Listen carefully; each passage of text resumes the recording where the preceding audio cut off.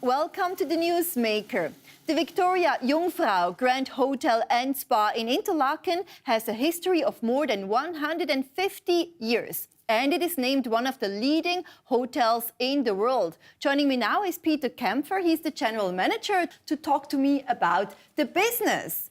So let's start with history first of all, Peter. And the Victoria-Jungfrau was first called the Pension Victoria and built in 1856. How has it become a luxury five-star hotel?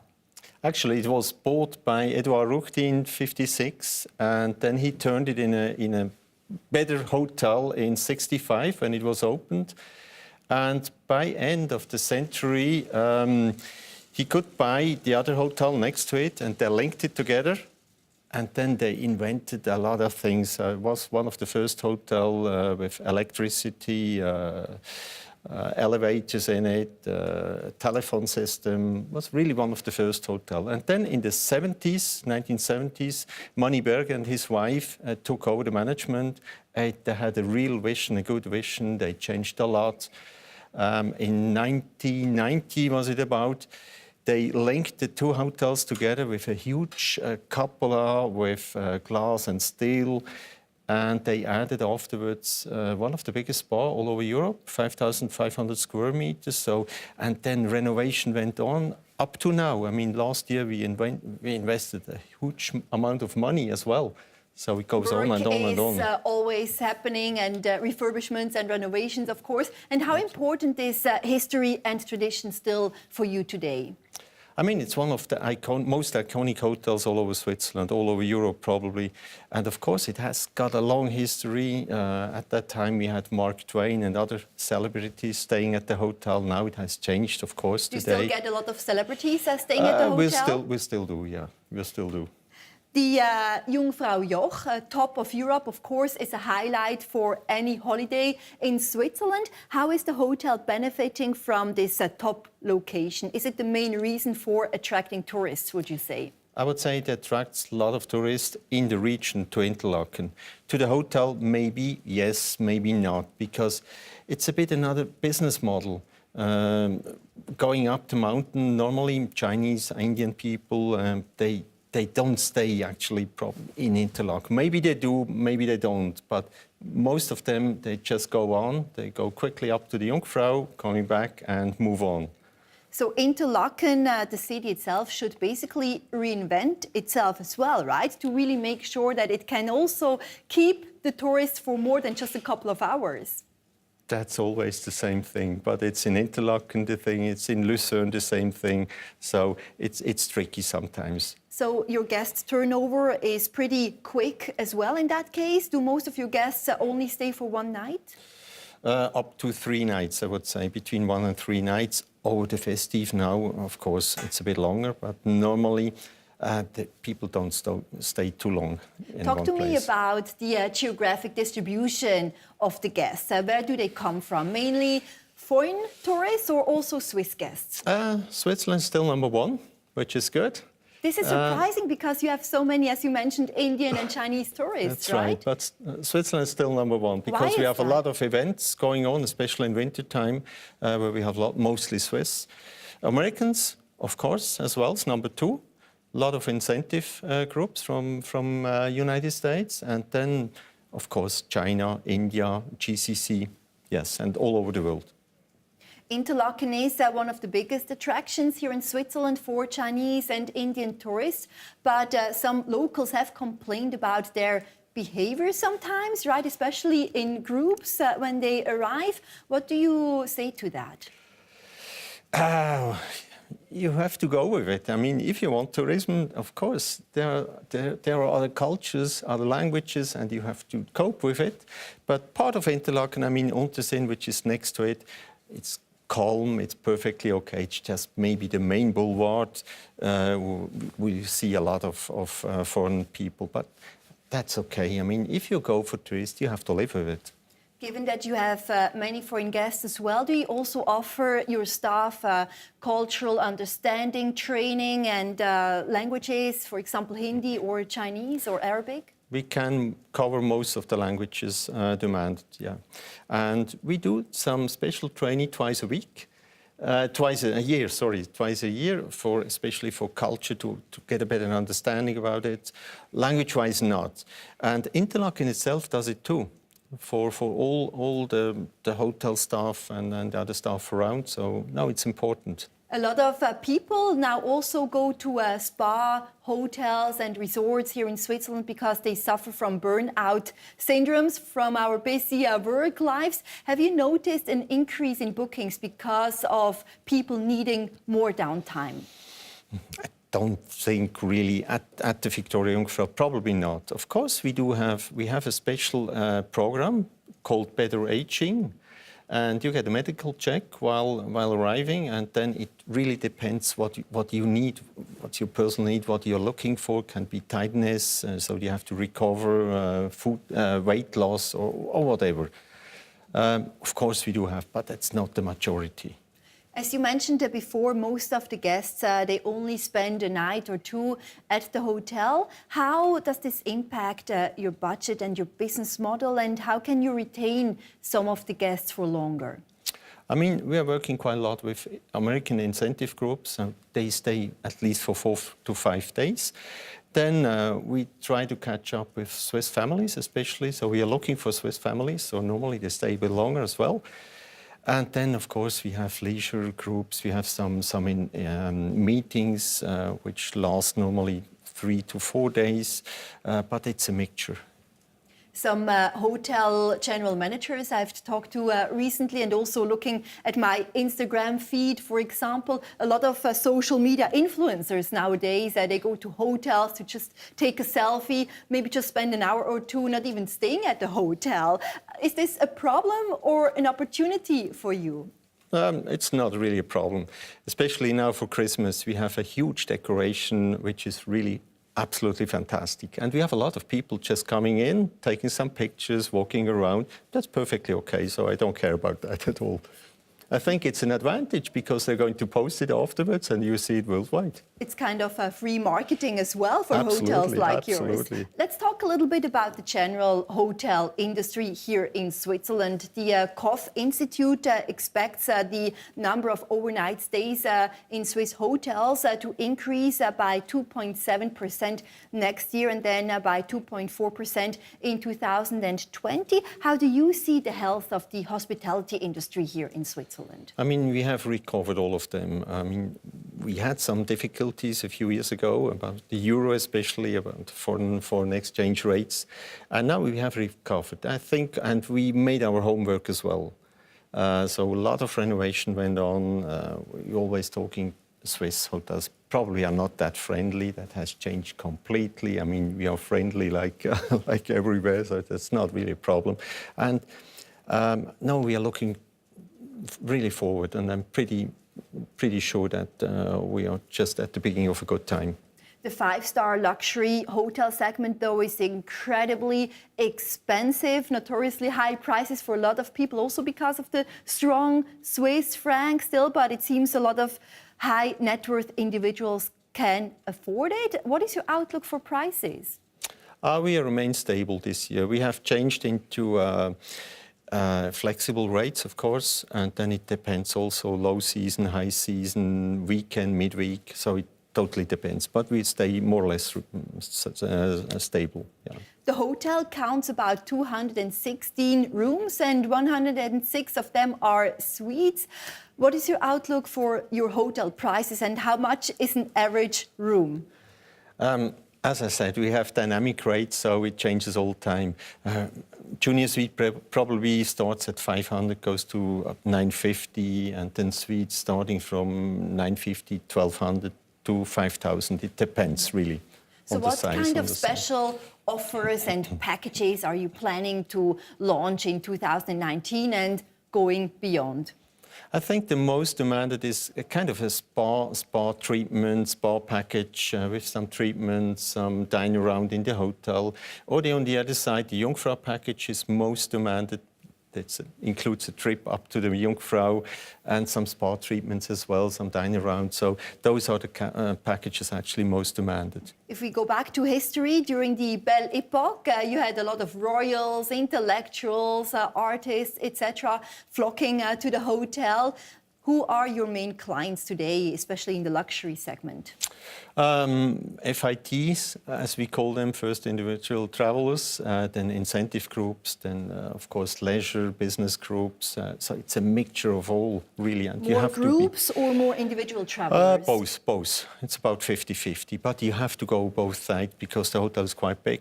And when we host, for example, a group or an incentive in one side of the hotel, doesn't influence the others at all. So that's quite good.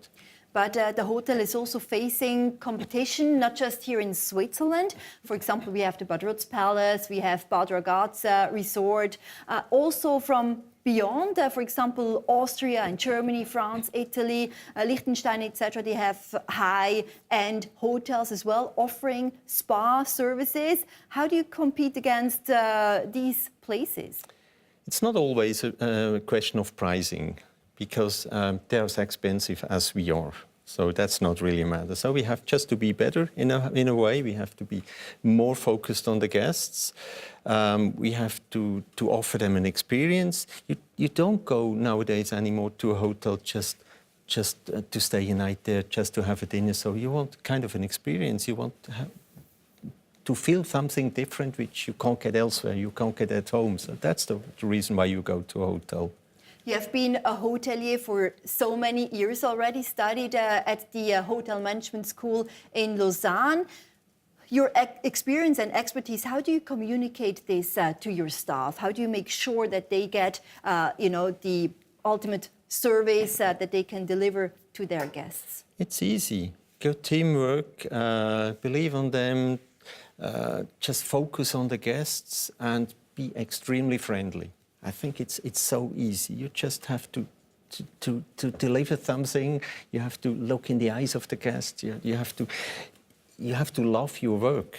That's most important. And so actually it's not so difficult. Is this what makes the success of a Swiss hotelier, do you think? The difference between a good hotel, a good hardware, and an excellent hotel is only the staff, only human beings. That makes the whole difference.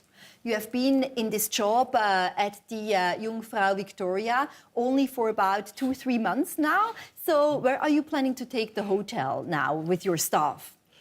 We're going in a good direction, I believe on that. And 19 looks pretty good. So we still have a few challenges. Myself, first of all, I have to get to know the hotel better, to get the place better. And then we have some construction going on. So about 60 of the rooms will get air conditioned during this winter now. So it's a huge project, and yeah, there are a few challenges. Talking about AC and air conditioning and all of that, that brings me to the topic of sustainability, which is a key issue nowadays at hotels, green policy beyond just reusing the bath towels. So how are you planning to decrease your carbon footprint?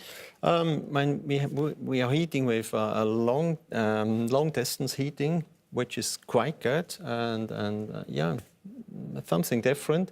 About electricity, we got about 50 or 60% of our electricity from water power, which is good as well. We have some car charging corners in the hotel.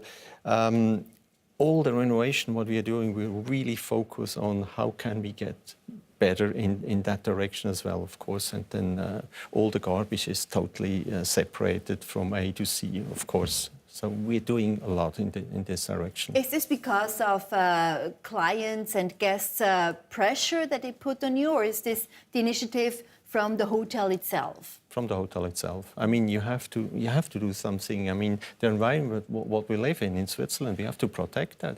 That's our main source.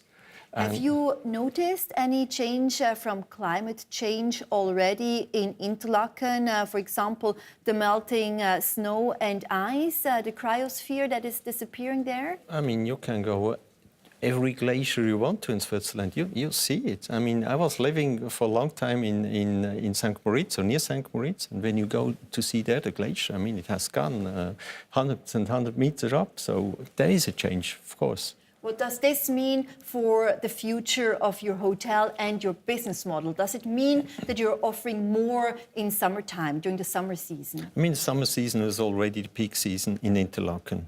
So I think we're just going to extend this season. And Switzerland Tourism, for example, they do most of the marketing now for autumn, not for winter or summer anymore, so for autumn, because the last few years it was just perfect. What kind of activities are you planning to offer then? Is it hiking, climbing, other summer sports more? More summer sports, especially, yes. I mean, we are just next to two different lakes. So a lot of sports on the lake as well, and hiking, biking, as you mentioned, yeah, of course. Now, culinary and gastronomy is a key ingredient for any hotel nowadays in Switzerland, especially having a Michelin star or gourmet points. Talk to me about the importance of the gastro concept and what you're planning. What is on your plate at the hotel? I mean, actually, we have two different restaurants. One is an Italian restaurant, easygoing, so people from the street, they just jump in, and you don't get the feeling as being in a five-star hotel. You don't have to, by the way. And the other one is a different concept of a restaurant. Of course, there we have 16 gourmet points.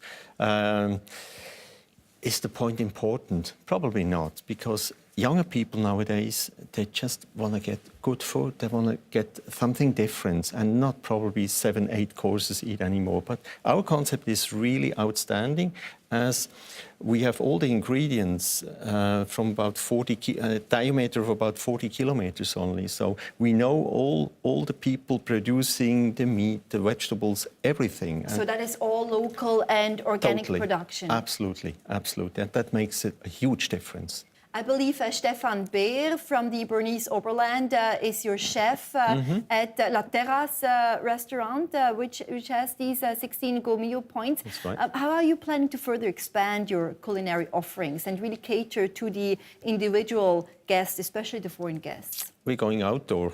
So next to the terrace, is a big terrace outside, and we are going closer to the stairway, to the street actually, and kind of a pop-up barbecue restaurant. We're just in the planning at the moment. It's not done yet, but we'll start with that next summer. Do you think this whole trend is just part of Swiss hotels becoming more modern, going with the trends and kind of reinventing themselves in this kind of competitive environment? Absolutely. I mean, we have to rethink concept. You can't come up with a concept who was okay 10, 15 years ago. You have to, of course. And you have to see the new generation. What are they looking for? I mean, are they going to a restaurant just for sitting there for hours and hours? And no, that's over. Who are the key investors in the Victoria-Jungfrau? Is it a family behind the hotel, or do you have a group of investors? And are there any plans to sell it in the future? Not at all, no. No, it's actually the contrary. There's a group called Avis, and we do have several other hotels, like the Interlaken in Zurich, the Victoria-Jungfrau, then in the management, the Bellevue Palace Bern, and the Grand Ambassador in Crans-Montana. And besides, there are a few other hotels, a few clinics in Switzerland, so it's quite a big group. So even if a multi-billion-dollar investor from the GCC or China or Russia comes to your door and knocks, you would not sell it? I'm not able to sell or not to sell. That's not part of my job. But I mean, at the end, probably every hotel in Switzerland is for sale somehow, but I don't think so. No, there's no plans at all. What is really astonishing when you look at the top-notch Swiss hotel industry, that a lot of these five-star luxury hotels, they're still independent and not part of big chains like the Hilton hotels or Starwoods and so on. Why do you think could they maintain their independence? I mean, standing alone is not possible anymore today. I mean, there's some other chains, like we are belonging to leading hotels of the world. There's in Switzerland the Swiss Deluxe hotels. We are merged as well. And there's some others like Relais Chateau, for example. But you have to find your niche, and you have to be somewhere. You have to belong to a chain. Otherwise, standing alone is more and more difficult. Does this also mean that you foresee more consolidation between the different hotels in Switzerland? Probably, yeah. We have to. I mean, we're all friendly competitors somewhere, but it's much easier, especially when you go abroad, to keep your forces together and to do a better marketing for a region or for somehow, yeah. How are you planning to, for example, market then the hotel on, let's say, C-Trip in China or Alibaba, the tourism platforms there? Do you have any plans to take the marketing and PR strategy beyond Europe? Yeah, of course. I mean, we are worldwide. We have different sales managers in the hotel. One is Arabic speaking now, and he's probably mostly in charge of GCC, India and China. And then we are quite active on the US side and in Europe as well. And of course, in the home market, don't forget Switzerland. It's still the most important market. How is the shared economy impacting the hotel? For example, Airbnb. Do you see a lot of competition coming from there? Probably a bit less in a 5-star, but in the others, yes, of course. You have to try it once, and probably when you start younger years, and who knows, maybe 10, 15 years later, you go in a 5-star. Who knows? I know that speaking to a lot of hoteliers recently, like you, that the network of these hoteliers is very important. Most of you studied in Lausanne. How do you exchange knowledge and insight with each other, and how important is this alumni network? Alumni is important on each way. I think the most important is, speaking for myself, is the Swiss Deluxe Hotel, where we have an excellent exchange, and we are going for new markets. We are discussing what can we do better, where shall we get active, and that's a good network, really. How do you see the future of your hotel? We are in 2019 already. What is your New Year resolution for the Victoria-Jungfrau? We are working really hard on it, that the Victoria-Jungfrau itself becomes a destination. And that's really what we achieve, or what we try to achieve, because we have a huge spa, we have plenty of space to do other things, and we are planning now several things to come up with for the next few years. That probably means that you have to compete against the Jungfraujoch itself, right? That people first choose to come to your hotel and then visit the mountain peak. That's perfectly okay. So if we can do the marketing together, that's perfectly okay. That's what we're doing already, of course.